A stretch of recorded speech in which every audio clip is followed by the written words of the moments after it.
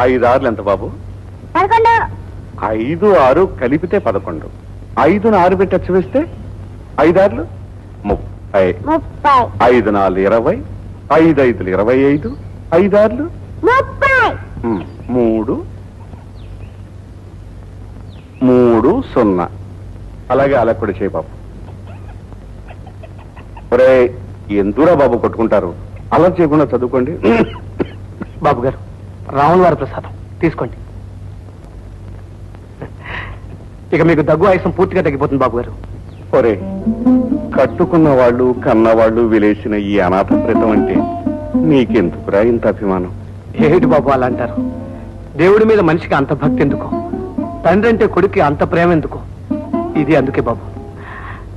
ఎక్కడ పుట్టానో ఎక్కడ పెరిగాను, కన్న బిడ్డలాగా చూసుకుంటున్నారే, మీ రుణం ఎలా తీర్చుకోండి బాబు? మనందరం రుణపడి ఉంది ఆ దేవదేవుడికిరా.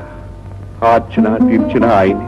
అందుకే బాబు మీకు కాలు చెయ్యి, అమ్మాయి గారికి నోరు వస్తే భద్రాచలం దాకా నడిచొస్తానని రాముల వారికి మొక్కున్నాను. నువ్వు ఎంత మొక్కుకున్నా ఎలా మొక్కుకున్నా ఆ దేవుడు దానికి మాట తెప్పించలేడురా. ఆశ ఉంటే కన్నవాణ్ణి నేను ఇలా చేతులు కట్టు కూర్చుంటానా? అదేమిటి బాబు, దేశంలో డాక్టర్లే లేరా, మంచి మందులే కరువా?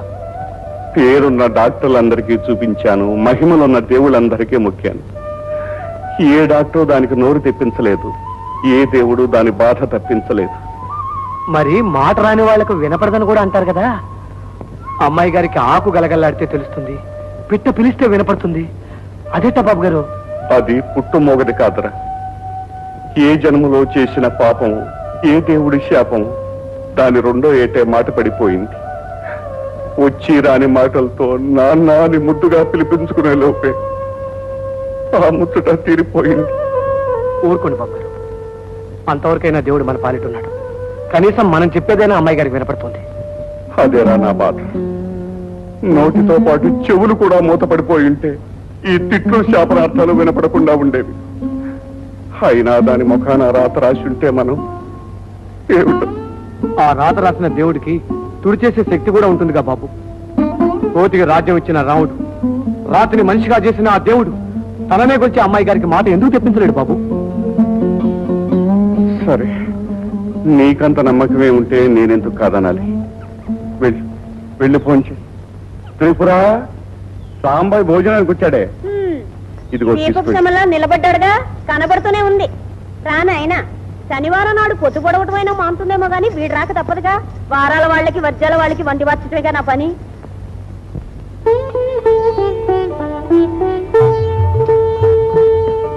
ఏ అమ్మాయి గారు, ఈ సాంబార్ ఏమిటి ఎంత తిట్టిపోసినా సిగ్గు శరం లేకుండా భోజనానికి తయారైపోతున్నాడు అనుకుంటున్నారా?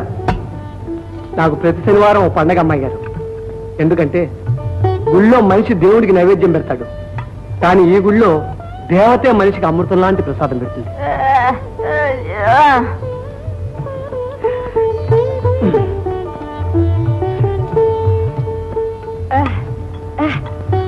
చూడనా, డప్పు బాగా వాయించారంటారా? నాకు తెలిసిన విద్య అదొక్కటే అమ్మాయి గారు. నేను గొంతు విప్పందే, డప్పు మీద వేలు కదపందే రాముడు ఒక అంగుళం కూడా కదడు. రారా రారా అని రాముడు పిలిచాడు. రామా రామా నేను బదులు చెప్పాను, అంతే. రాముడు కదిలాడు, రాము కదిలింది.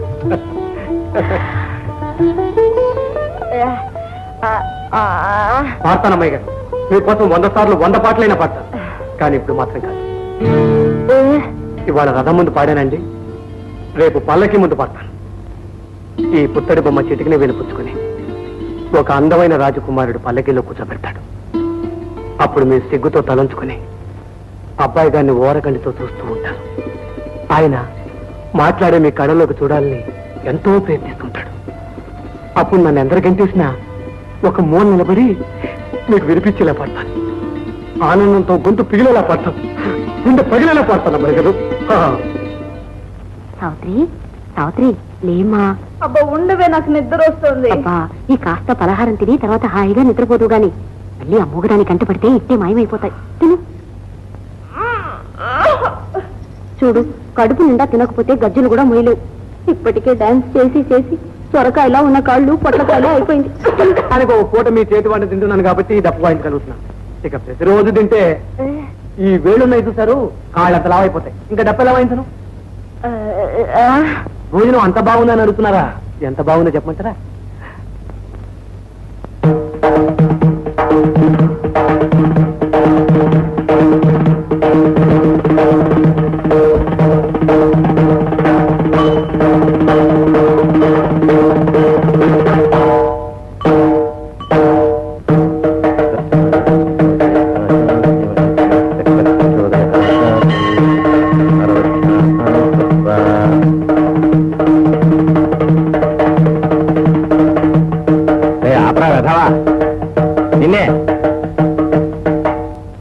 నేనంతా ఖణేయాలు దగ్గుతూనే ఉన్నావు. నేను ఇచ్చిన చూర్ణం వేసుకున్నావా లేదా? నువ్వు పుచ్చుకుంటావు, ఇచ్చిన మందు పుచ్చుకో, పచ్చంగా ఉంటా అంటే అది చెయ్యవు. ఇవాళ ఎక్కడ భోజనం ఏమిటి?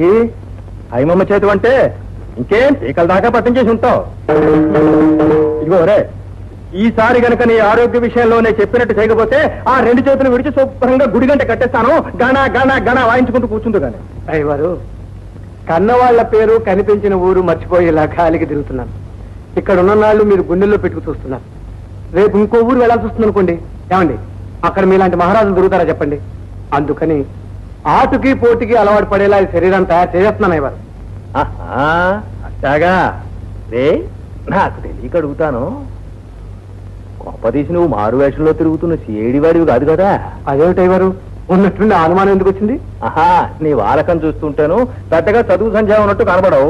మాటలు చూద్దామంటే మాణిక్యాలా ఉంటాయి, పాటలు పంచదార గుడికల్లాగా ఉంటాయి. ఇవన్నీ నీకు ఎక్కడ బేరా? అదే అయ్యవారు, మా అమ్మ హరికథలు అద్భుతంగా చెప్పేది. మా నాన్న మృదంగం బ్రహ్మాండంగా వాయించేవాడు. అందుకని నేను పుడుతూనే అంటూ ఏడ్చి తదింగంత చేతులు ఆడించామంటే ఏమిటో. చాలేరా, పుట్టడి కబుర్లు పొట్టనండా పెట్టుకొని ఎంతసేపైనా వాగుతావు. 2 దరువులు వేయి, వినేసి పోదాం.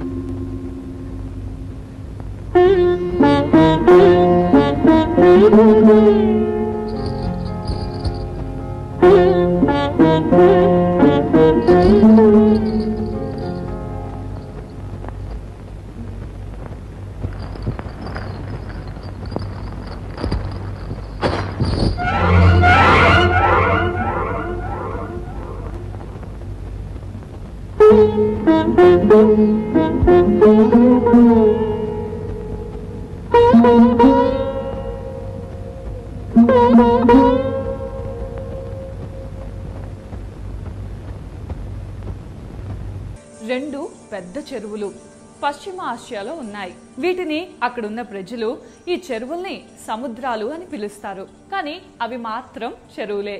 ఈ 2 చెరువులు కూడా ఒకే నది నుండి వచ్చిన నీళ్లతో ఏర్పడ్డాయి.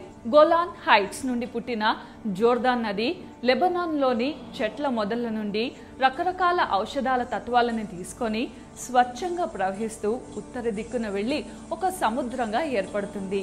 అలాగే దక్షిణం వైపుగా వెళ్లి